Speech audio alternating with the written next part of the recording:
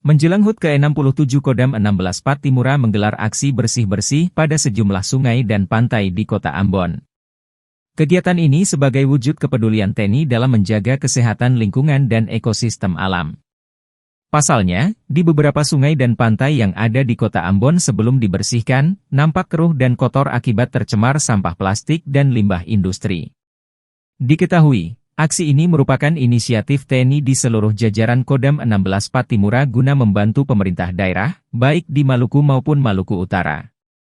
Adapun sebanyak 4.780 orang yang dilibatkan terdiri dari aparat TNI Polri, mahasiswa, anak sekolah, LSM dan instansi terkait lainnya termasuk warga setempat.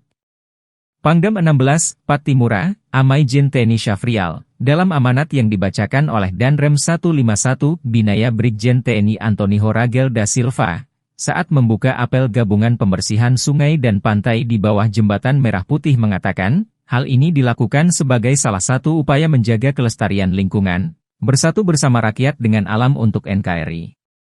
Pada kesempatan tersebut, Pangdam juga berpesan agar seluruh masyarakat yang ada di Maluku maupun Maluku Utara, agar dapat menjaga kebersihan termasuk tidak membuang sampah ke sungai dan laut. Dijelaskan, timbunan sampah yang didominasi oleh sampah plastik terbawa arus air saat hujan dapat menyebabkan lingkungan sungai dan pantai menjadi kotor. Hal ini dikhawatirkan menjadi sarang penyakit.